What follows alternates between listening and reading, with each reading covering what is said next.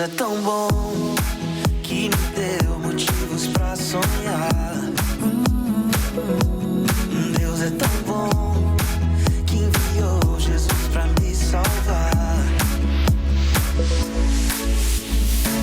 Eu não vim pedir, só vim agradecer. Já plantei e agora é tempo de colher. E que o mundo saiba que Deus é bom. Deus é bom, em todo tempo Ele é bom. Em todo tempo Ele é bom. Ele é bom, em todo tempo Ele é bom. Em todo tempo Ele é bom.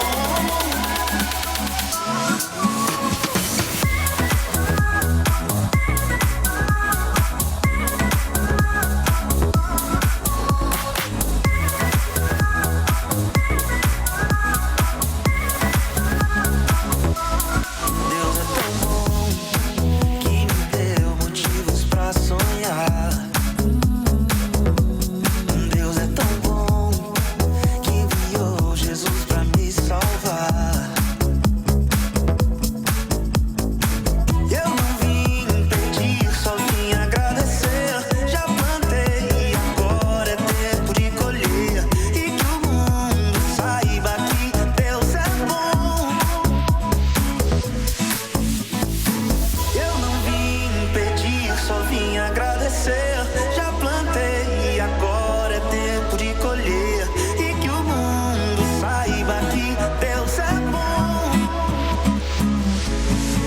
Deus é bom, em todo tempo Ele é bom. Em todo tempo Ele é bom. Ele é bom, em todo tempo Ele é bom. Em todo tempo Ele é bom. Deus é bom, em todo tempo Ele é bom. Em todo tempo Ele é bom. Deus é bom, em todo tempo Ele é bom. Em todo tempo Ele é bom. Ele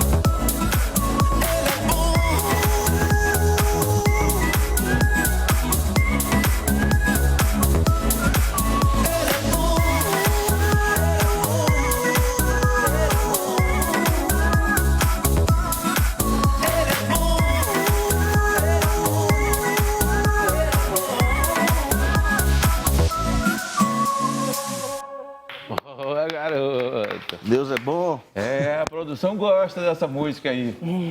Deus é bom o tempo inteiro, aliás, né? Olha, gente, você que ligou a televisão agora, você está assistindo Visão da Vida, Rede Brasil de Televisão.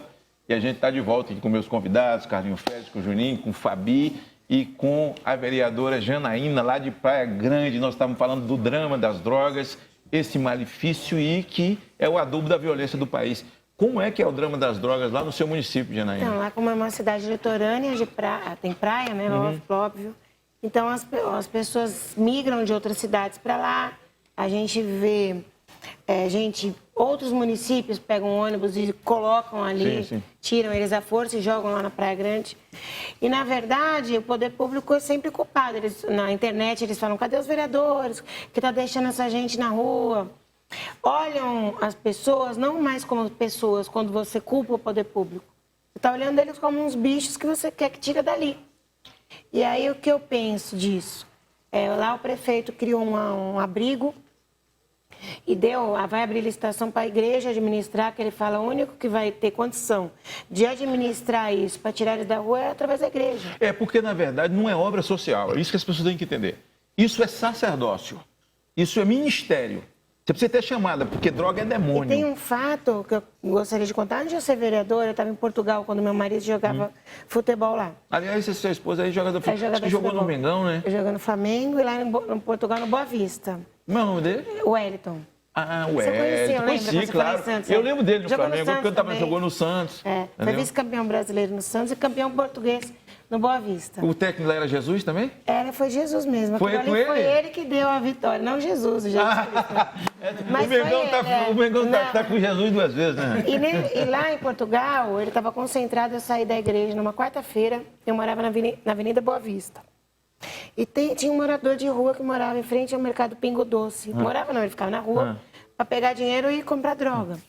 Um dia eu saí da igreja toda cheia de amor. Aí eu falei, vem cá, o que você está fazendo na rua, né? Você acha que Deus te criou para ver você assim? Um lixo de ser humano que você está. Você não está mais, você não responde mais por si. Ele virou para mim e falou assim, bom, eu falei, você finge que você é deficiente. Quantos deficientes queriam ter 2 pernas? Olha o que você está fazendo. Aí ele falou, o nome dele era Pedro, né? Aí eu falei, então, aí ele falou, se minha mulher quisesse eu de volta, eu largava essa vida. Eu falei, me dá o telefone da sua mulher, vou ligar para ela. Ele deu o telefone.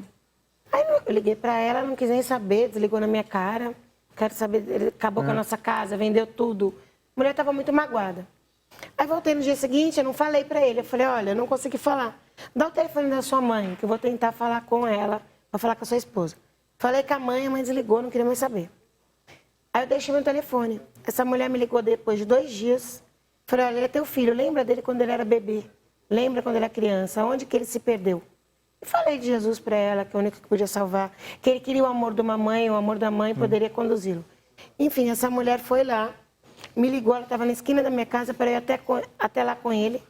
A gente ligou para uma associação Bethesda que tirava eles e levava. Ligou, levou, ele se recuperou e começou a trabalhar, recuperando pessoas de rua. Então, aquele ato que Deus nos usou naquele momento, eu costumo dizer, em todo programa de rádio que eu vou, falo assim, o que está faltando é a gente amar essas pessoas. A gente passa por eles e não vê mais que são seres humanos. A gente pensa em um zumbi e nunca vai conversar. Quem sabe uma palavra ali pode fazer essa pessoa sair desse abismo que ela esteja. Porque hoje nós temos um grupo de pessoas na sociedade que eles vão morrer nas drogas, eles não querem mais, eles estão lá, envelheceram ali. Há um outro conjunto de pessoas, porque casa de recuperação é UTI. O cara entra lá, você não sabe se ele vai viver ou morrer.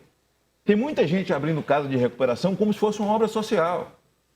E não é você colocar, porque é uma obra social, você vai dar ao cara medicamento, você vai dizer ao cara, muito lugar clínico de recuperação de drogado pode fumar. Cigarro é absolutamente pior do que muita coisa que está na ilegalidade.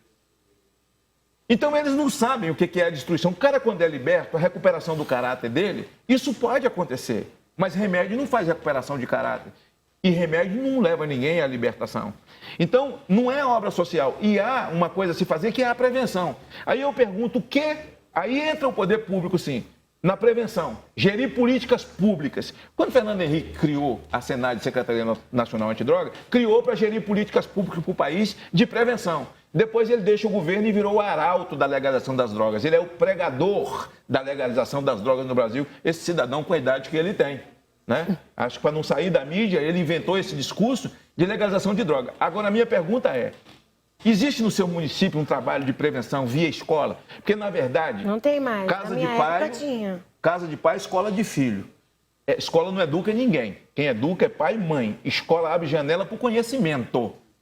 A educação é pai e mãe. Então, se pai e mãe não se compenetram... Porque, veja, um pai... que o filho abre a geladeira da casa dele, está cheia de bebida. No dia que esse filho começar a beber ou fumar pedra, ele não tem direito nem de chorar.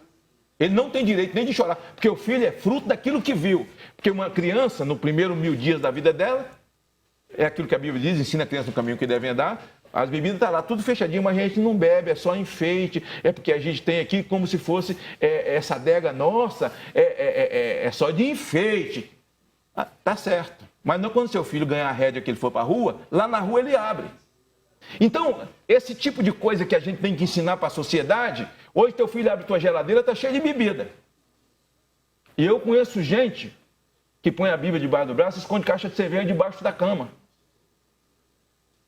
Isso é absolutamente nocivo e a gente fica pegando contra as drogas e aí o bode expiatório existe, que são os políticos. Vai para a conta do político. Esses políticos não fazem nada, por isso que meu filho está preso. Ei, vem cá. Vem cá. Ah, porque o conselho tutelar, eu fui lá, não deu jeito, meu filho está sumido há 20 dias. É mesmo. Esse bigode seu, cor de abóbora, seus dedos, e essas 2 carteiras de cigarro no seu bolso. Seu filho cresceu vendo isso, você acha que agora o conselho tutelar é culpado porque seu filho desapareceu e está fumando pedra? Casa de pai, escola de filho. Filho sem correção, a vergonha do seu pai e a decepção da sua mãe. Então, o que eu estou falando de política pública é o seguinte: as famílias precisam ganhar consciência nesse novo Brasil. Porque nesses últimos, desde Fernando Henrique para cá, quando o PT chegou ao poder, e Fernando Henrique também é de esquerda, a gente não pode esquecer e tirar ele desse bojo, as drogas ganhou lugar especial nas escolas, nas universidades. E a proteção, o usuário ganhou a proteção. O juiz não tem força nenhuma sobre o usuário no Brasil, porque o usuário não pode ser punido. Sendo que toda a violência que ocorre na sua cidade e na minha é dinheiro de usuário. Ele vai na boca e paga, o dinheiro compra 38, compra R15, compra gasolina para botar fogo em ônibus. Então é o seguinte, a minha pergunta é a seguinte, eu fui vereador e sei que as pessoas tentam colocar tudo na culpa do poder público. É o bode expiatório do cara que não criou direito o filho dele. É o bode expiatório do cara que não prestou atenção na escola do filho dele, que não foi saber quem era o professor, que deixou o filho até de madrugada na internet. Aliás, antigamente eu dizia seja pai do seu filho antes que o traficante o adote, mas agora é seja pai antes que a internet o adote. Então as políticas públicas, eu penso, e aí eu acho que é isso que a gente tem que pregar daqui para frente, é que aqueles dias em que os pais tinham autoridade sobre os filhos, e essa autoridade foi pregada de forma invertida pela senhora Dilma Rousseff quando fez a lei da palmada e mãe e pai pode ser preso, se for corrigir filho. Olha, filho sem correção é vergonha do seu pai, decepção da sua mãe. Como é que mãe e pai vai ser preso? Aí você pega um filho viciado em droga que espanca a mãe que é aposentada para tomar o dinheiro dela para comprar pedra. Depois ele diz, não, tira a mão de mim que eu sou menor, ela queria me bater só porque eu sou usuário. A mãe então vai presa porque o rapaz espancou a mãe na lei da palmada. Então é o seguinte, o que você pensa como vereadora, como tem uma vida pública pela frente, sei que você é bem avaliada no seu município, nessa área? Porque cuidar de gente é mais importante do que comprar cimento. Do que... Ah, porque o prefeito trabalhou demais, o prefeito fez o asfalto, e daí? Cumpriu a obrigação dele. Então, parece que já e o sabe. dinheiro nem era dele. Então, cuidar de gente é melhor do que asfalto. Cuidar de gente é melhor do que fazer ponte. Porque se você não cuidar de gente, quem é que vai passar nessa desgraça dessa ponte que você fez? Então, daqui para frente, o Brasil exige isso. Esse Brasil que foi às ruas, esse Brasil verde e amarelo, que abominou a imagem de Che Guevara, que abominou o verde e o vermelho do PT. Aliás, o vermelho não é do PT, não. O vermelho é o sangue de Cristo. Esse Brasil está exigindo outra coisa. Você é uma mulher pública. E aí, o que é que você pensa de todo esse raciocínio? Porque nós vamos construir uma outra geração no enfrentamento, na prevenção na escola à pedofilia, ao abuso, à libertinagem, à cultura que foi distorcida no Brasil. Cultura no Brasil hoje é um monte de homem nu, um com o dedo no ânus do outro, com o dinheiro da lei Rouanet e mulher mijando na rua. Isso virou cultura no Brasil, essa desgraça toda. Vocês podem entrar no meu papo e dizer até que eu estou errado, se eu estiver errado, né? Então, estou falando que eu fui vereador e sei dessa cobrança. Qualquer coisa que ocorre na sociedade, bate na Câmara e bate no prefeito. Não fizeram nada, como se o poder público... É aquela história, tem um mendigo aí, você está dizendo que o cara está com fome, você chorou na igreja, sua maquiagem borrou de tanto que você chorou emocionado, paizinho chorando na igreja, mas depois entra no restaurante, o cara está ali fora, esse vagabundo está pedindo dinheiro, é para comprar pedra. Será que é? Será que é? Será que é? E Jesus disse, olha, quem faz é um pequenino, a mim mesmo me faz. Aquele cara lá que te pediu dinheiro no sinal, podia ser Jesus ou não? Eu tive nu, você não me vestiu, eu estava com fome, você não me deu de comer, como é que agora você quer subir comigo? Tu não vai. Então o sermão não é assim o feito que você fez, quantos quilômetros de asfalto, quantas igrejas você abriu, quantos programas de televisão você tinha, quantas redes você possuía, não, é assim, vai subir do lado direito, vai ficar comigo, aquele que eu estava nu me vestiu, aquele que eu estava com fome me deu de comer. O que é que você pensa dessa visão de vida pública, de cuidar de gente? Eu estava até falando com eles ali no camarim. Eu penso assim... Eu tenho um problema no nada, eu convido as pessoas, mas quem fala sou eu. Eu acho que você que também estava senador, esteve por muitos anos, sabe que... Estive vereador. Estive vereador. Prefeito não, né? Não, graças a Deus, não. Assim, eu tive deputado estadual, tive deputado federal. Eu creio que toda autoridade é constituída por Deus. Eu só estou vereadora desses 7 anos porque Deus me permitiu estar ali. Então, eu falei para ele, que eu falei até para um pastor que é vereador ali, comigo, eu falei, a gente vai prestar contas, quem crê e quem não crê em Deus vai prestar conta dessa autoridade, que é uma autoridade que a gente foi constituído. Então, eu penso que, independente disso que você falou, assim, do vermelho, do PT, verde e amarelo, da direita e esquerda, eu estou fugindo muito desse debate, porque eu acho que esse debate extremista está criando um ódio, uma forma, assim, da gente abominar o outro, o próximo, que eu acho que Jesus Cristo não veio para isso. Eu acho que está faltando em nós, políticos, hoje, nos revestirmos dessa autoridade, mas com amor. Porque, se me permite, já que você falou, eu posso falar se eu achar que você está errado. Claro. Mas eu vou para o PL, falei que minha filiação é dia 16 de março, né? 16 de março eu achei que era 6. 16. Eu vou para o PL, mas eu estou filiada no PT. Então, isso tudo que falam do PT, eu sou uma pessoa que critiquei muitas coisas dentro do PT, perdi a voz no PT, né?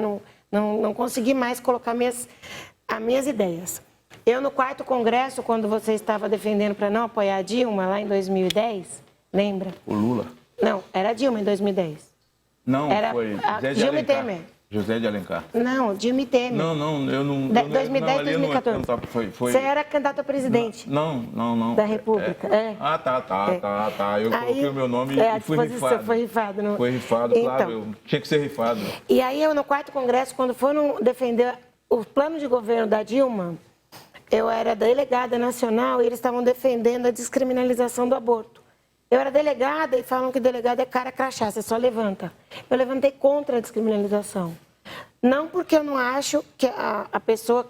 Não é que eu acho que tem que ir na cadeia quem abortou, não estou dizendo isso. Não é esse debate que eu estou dizendo. O debate que eu estou dizendo é que a sociedade brasileira, aborto não é uma coisa que Cristo, que Deus pregou. Então eu fui lá e defendi a minha convicção. E não fui criticada por isso, quero dizer, fui um pouquinho, né? Que falava que é saúde pública, me criticaram. Mas então a gente não pode colocar todo mundo que estava afiliado num partido, num PT, como se fosse todos os bandidos.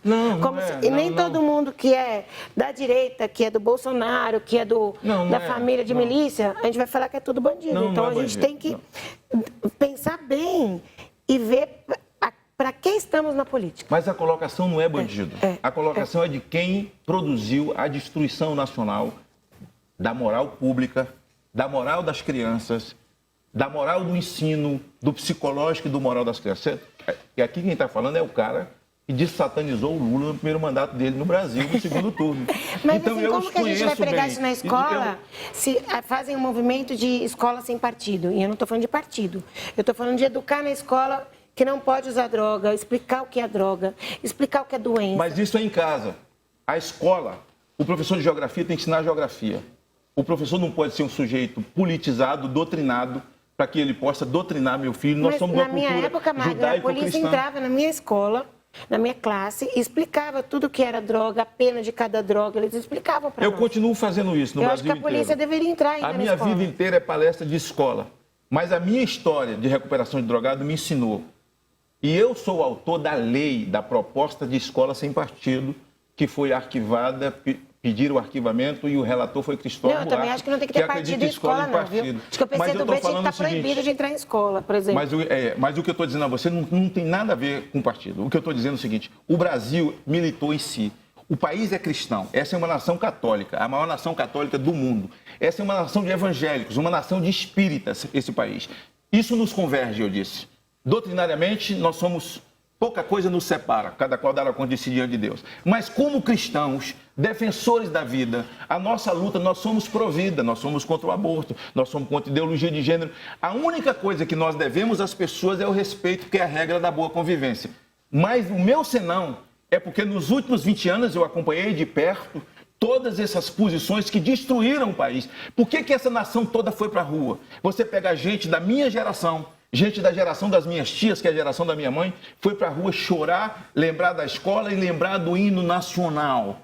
É esse sentimento, porque ninguém governará daqui para frente sem esse sentimento de reconstrução.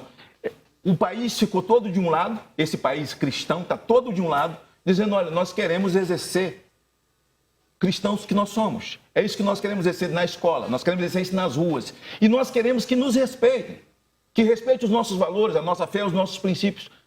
Porque, veja bem... A maioria não pode se submeter à minoria, mas o profeta Amós era atrevidíssimo. Se você tivesse convivido com ele, ele botava, o profeta Amós, que nós pregamos sobre ele, botava o dedo na cara das autoridades. Não é daqueles que faz leis injustas contra o pobre, contra a viúva, contra o oprimido. E o profeta Micaías, se tu voltares vivo, o Senhor não falou comigo com o dedo na cara do rei. Ou a gente tem coragem de levantar a voz, de fazer o enfrentamento e a denúncia, como fez o profeta Isaías e o profeta Jeremias. Esse novo momento, a sua vida pública não encerra aqui. Eu acho que eu cumpri meu papel com o Brasil, mas a sua não se encerra aqui. né? Você tem todo um caminho pela frente. E o que a minha pergunta é o seguinte: nesse todo o caminho pela frente, na reconstrução do país, uma nova roupagem de exercício de gestão. Porque se você cuida do homem... É cuidar de gente. É cuidar de gente. O meu slogan é pra grande da gente. Porque vai ser isso, é cuidar de gente. Se você cuida do homem, você conserta o resto.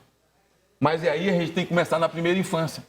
A primeira infância é os primeiros 1000 dias de uma criança. E aí não é problema só do homem público. Tem a mãe no meio, tem o pai no meio. E aí a escola é um segundo momento, porque a escola... Deus não criou a escola, Deus criou a família, que é a primeira instituição que Deus criou. Não foi nem a igreja, foi a família. E nesse novo momento, isso é que eu estou te perguntando. Mas, Magno, sabe o que acontece comigo? Você sabe que a creche é direito da criança. Se a mãe for no Ministério Público pedir a creche, o Ministério Público ingressa a classificação, o juiz em 10 dias pede para a prefeitura dar uma creche. Mães que não trabalham 4 meses me procuram já para colocar a criança dentro de uma creche das 7 às 7 da noite. Como que você, eu, vereadora, vai falar assim, não, você não tem direito. 4 meses, a partir de 4 meses já vão para a creche. Eu vejo mãe deixando criança na creche para ir para a praia. E aí? A culpa é do poder público? Como você, poder público, vai poder educar essas pessoas a pensarem diferente? Como? Como que é isso? Pensar esse novo Brasil dessa forma? Mas essa mudança, ela tem que começar em cada um de nós. Não tem que começar porque o cara tem um mandato, ele é que vai mudar. Não, tem que começar comigo.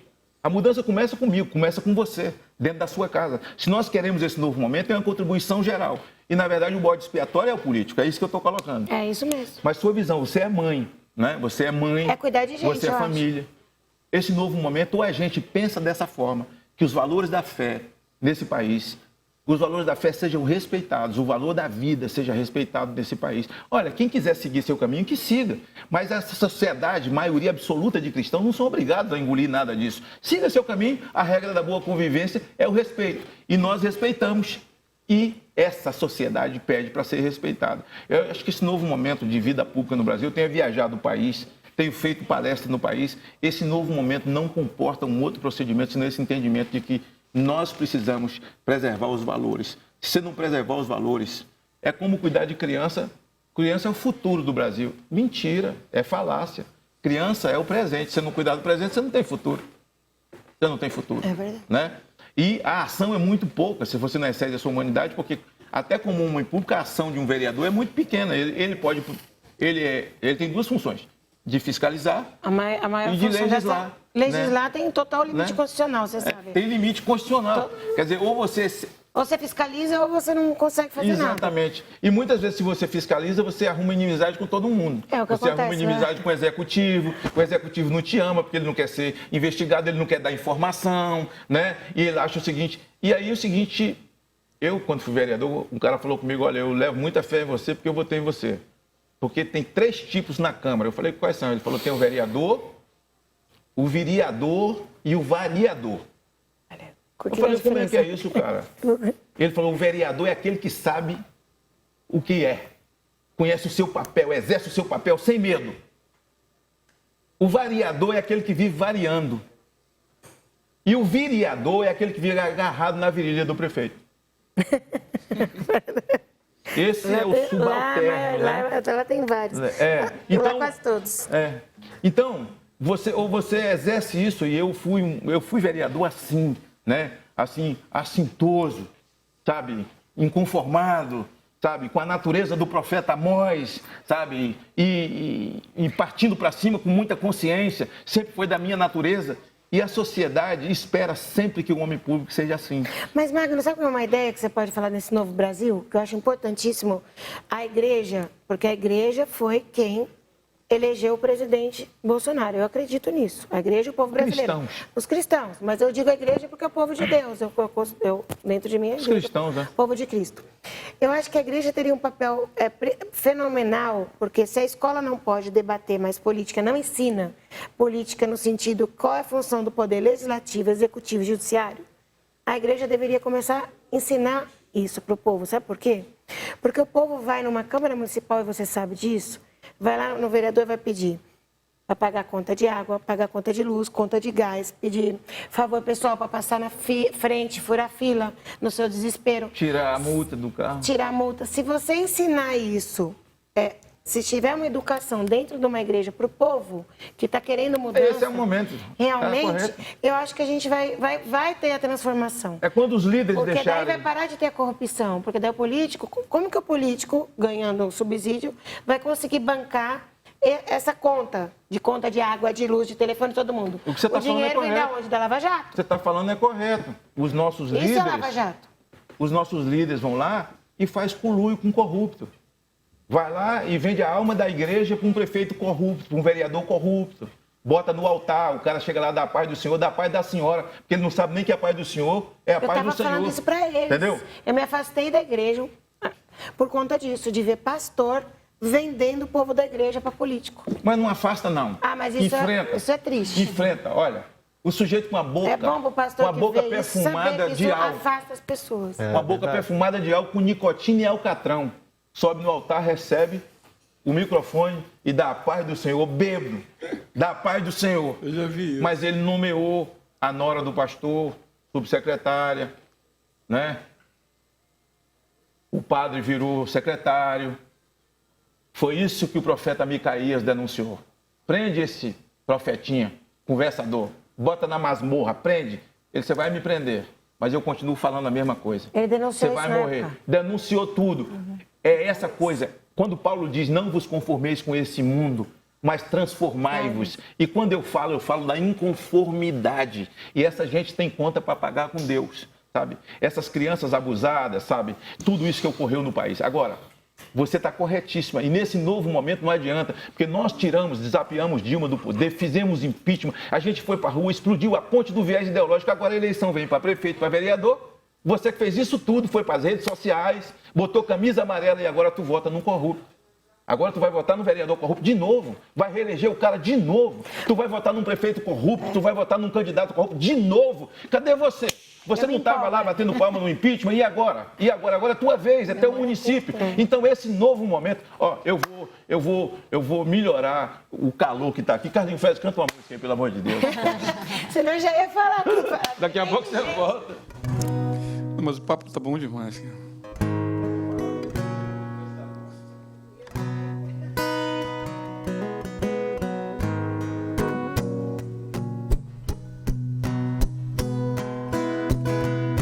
Senhor, eis-me aqui, vem transformar meu ser no fluir da graça que encontrei em ti.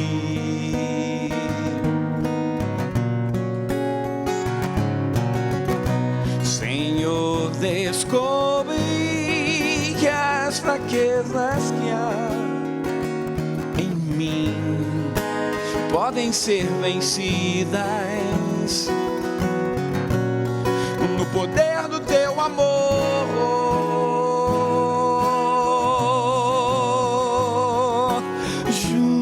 Junto a ti, o teu amor me envolve,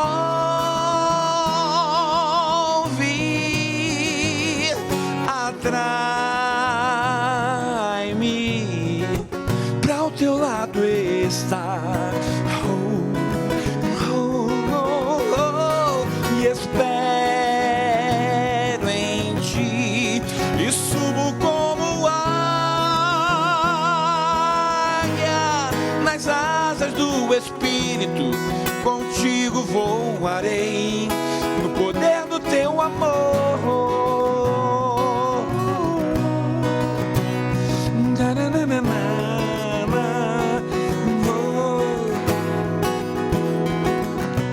Face a face, quero ver-te, meu Senhor, e conhecer o amor que habita em ti.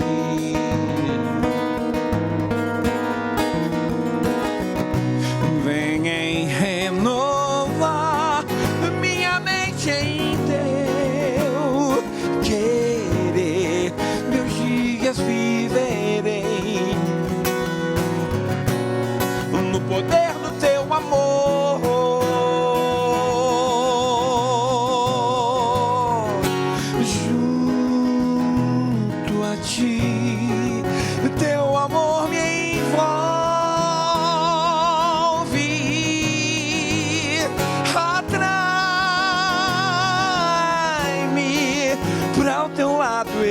está. Espero em ti e subo como águia nas asas do Espírito. Contigo voarei no poder do teu amor. Nas asas do Espírito, contigo voarei no poder do